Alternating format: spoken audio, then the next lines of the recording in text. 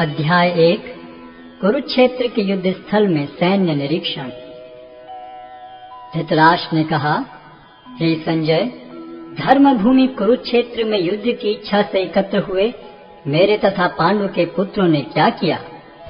संजय ने कहा, हे राजन, पांडु पुत्रों द्वारा सेना की व्यूह रचना देखकर राजा दुर्योधन अपने गुरु के पास गया और उसने ये शब्द कहे, हे आचार्य, पांडु पुत्रों की विशाल सेना को देखें, जिसे आपके बुद्धिमान शिष्य द्रुपद के पुत्र ने इतने कौशल से व्यवस्थित किया है। इस सेना में भीम तथा अर्जुन के समान युद्ध करने वाले अनेक वीर धनुर्धर हैं, यथा महारथी युयुधान, विराट तथा द्रुपद।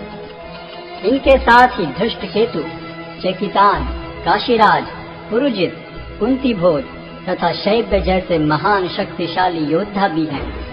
पराक्रमी युधामन्यु, अत्यंत शक्तिशाली उत्तमौजा, सुभद्रा का पुत्र तथा द्रौपदी के पुत्र, ये सभी महारथी हैं। किंतु हे ब्राह्मण श्रेष्ठ, आपकी सूचना के लिए मैं अपनी सेना के उन नायकों के विषय में बताना चाहूँगा जो मेरी सेना को संचालित करने में विशेष रूप से निपुण हैं। मेरी सेना में स्वयं आप, भीष्म, कर्ण, कृपाचार्य, अश्वत्थामा, विकर्ण तथा सोमदत्त का पुत्र, जो युद्ध में सदैव विजयी रहे हैं। ऐसे अनेक वीर भी हैं जो मेरे लिए अपना जीवन त्याग करने के लिए उद्यत हैं। वे विविध प्रकार के हथियारों से सुसज्जित हैं और युद्ध विद्या में निपुण हैं। हमारी शक्ति अपरिमेय है और हम सब पितामह द्वारा भली भांति संरक्षित हैं, जबकि पांडवों की शक्ति भीम द्वारा भली भांति संरक्षित होकर भी सीमित है। अतः इस सैन्य व्यूह में अपने अपने मोर्चों पर खड़े रहकर आप सभी भीष्म पितामह को पूरी सहायता दें। तब कुरुवंश के वयोवृद्ध परम प्रतापी एवं वृद्ध पितामह ने सिंह गर्जन किसी ध्वनि करने वाले अपने शंख को उच्च स्वर में बजाया, जिससे दुर्योधन को हर्ष हुआ।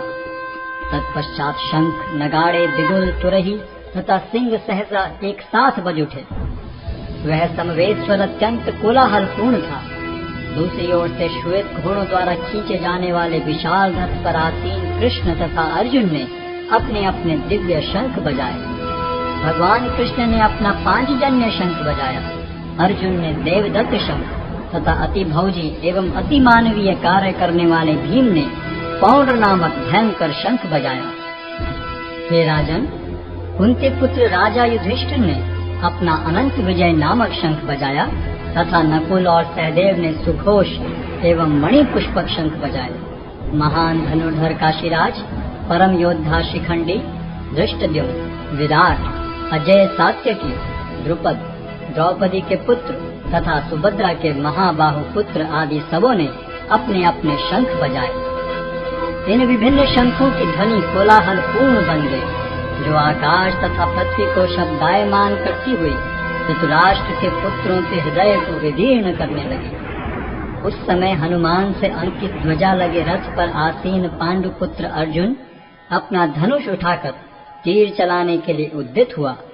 हे राजन, धृतराष्ट्र के पुत्रों को व्यूह में खड़ा देखकर अर्जुन ने श्री कृष्ण से ये वचन कहे। अर्जुन ने कहा, हे अच्युत, कृपा करके मेरा रथ दोनों सेनाओं के बीच ले चलें, जिससे मैं यहाँ उपस्थित युद्ध की अभिलाषा रखने वालों को और शस्त्रों की इस महान परीक्षा में जिनसे मुझे संघर्ष करना है उन्हें देख सकूं। मुझे उन लोगों को देखने दीजिए जो यहाँ पर धृतराष्ट्र के दुर्बुद्धि पुत्र दुर्योधन को प्रसन्न करने की इच्छा से लड़ने के लिए आए हुए हैं। संजय ने कहा, हे भरतवंशी, अर्जुन द्वारा इस प्रकार संबोधित किए जाने पर भगवान कृष्ण ने दोनों दलों के बीच में उस उत्तम रथ को लाकर खड़ा कर दिया। भीष्म, द्रोण तथा विश्व भर के अन्य समस्त राजाओं के सामने भगवान ने कहा कि हे पार्थ, यहाँ पर एकत्र सारे कुरुओं को देखो। अर्जुन ने वहाँ पर दोनों पक्षों की सेनाओं के मध्य में अपने चाचा ताऊओं, पितामहों, गुरुओं, मामाओं, भाइयों, पुत्रों, पौत्रों, मित्रों, ससुरों और शुभ चिंतकों को भी देखा। जब कुंती पुत्र अर्जुन ने मित्रों तथा संबंधियों की इन विभिन्न श्रेणियों को देखा तो वह करुणा से अभिभूत हो गया और इस प्रकार बोला।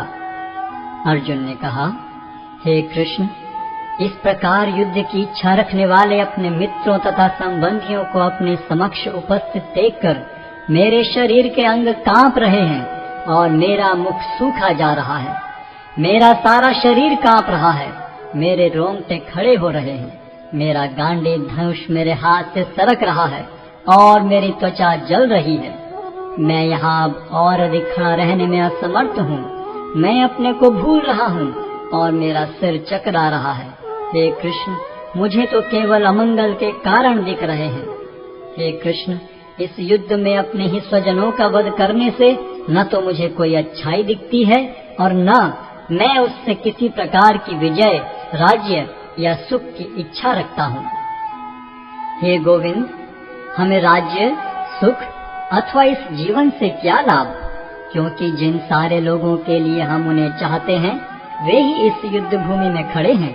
हे मधुसूदन, जब गुरुजन, पितृगण, पुत्रगण, पितामह, मामा, ससुर, पौत्रगण, साले तथा अन्य सारे संबंधी अपना अपना धन एवं प्राण देने के लिए तत्पर हैं और मेरे समक्ष खड़े हैं, तो फिर मैं इन सब को क्यों मारना चाहूँगा, भले ही वे मुझे क्यों न मार डालें। हे जीवों के पालक, मैं इन सबों से लड़ने को तैयार नहीं, भले ही बदले में मुझे तीनों लोग क्यों न मिलते हों। इस पृथ्वी की तो बात ही छोड़ दें। भला धृतराष्ट्र के पुत्रों को मारकर हमें कौन सी प्रसन्नता मिलेगी। यदि हम ऐसे आतताइयों का वध करते हैं तो हम पर पाप चढ़ेगा। अतः यह उचित नहीं होगा कि हम धृतराष्ट्र के पुत्रों तथा उनके मित्रों का वध करें। हे लक्ष्मीपति कृष्ण, इससे हमें क्या लाभ होगा और अपने ही कुटुंबियों को मारकर हम किस प्रकार सुखी हो सकते हैं।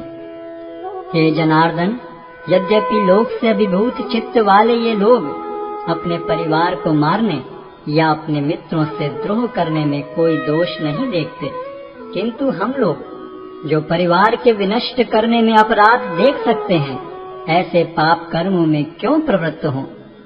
कुल का नाश होने पर सनातन कुल परंपरा नष्ट हो जाती है और इस तरह शेष कुल भी अधर्म में प्रवृत्त हो जाता है। हे कृष्ण, जब कुल में अधर्म प्रमुख हो जाता है तो कुल की स्त्रियां दूषित हो जाती हैं और स्त्रीत्व के पतन से हे वृष्णिवंशी अवांछित संतानें उत्पन्न होती हैं। अवांछित संतानों की वृद्धि से निश्चय ही परिवार के लिए तथा पारिवारिक परंपरा को विनष्ट करने वालों के लिए नारकीय जीवन उत्पन्न होता है। ऐसे पतित कुलों के पुरखे गिर जाते हैं, क्योंकि उन्हें जल तथा पिंडदान देने की क्रियाएं समाप्त हो जाती हैं। जो लोग कुल परंपरा को विनष्ट करते हैं और इस तरह अवांछित संतानों को जन्म देते हैं, उनके दुष्कर्मों से समस्त प्रकार की सामुदायिक योजनाएं तथा पारिवारिक कल्याण कार्य विनष्ट हो जाते हैं। हे प्रजापालक कृष्ण, मैंने गुरु परंपरा से सुना है कि जो लोग कुल धर्म का विनाश करते हैं वे सदैव नरक में वास करते हैं। ओहो, कितने आश्चर्य की बात है कि हम सब जघन्य पाप कर्म करने के लिए उद्यत हो रहे हैं। राज्य सुख भोगने की इच्छा से प्रेरित होकर हम अपने ही संबंधियों को मारने पर तुले हैं। यदि शस्त्रधारी धृतराष्ट्र के पुत्र मुझ निहत्थे तथा रणभूमि में प्रतिरोध न करने वाले को मारें तो यह मेरे लिए श्रेयस्कर होगा। संजय ने कहा, युद्ध भूमि में इस प्रकार कहकर अर्जुन ने अपना धनुष तथा बाण एक ओर रख दिया और शोक संतप्त चित्त से रथ के आसन पर बैठ गया।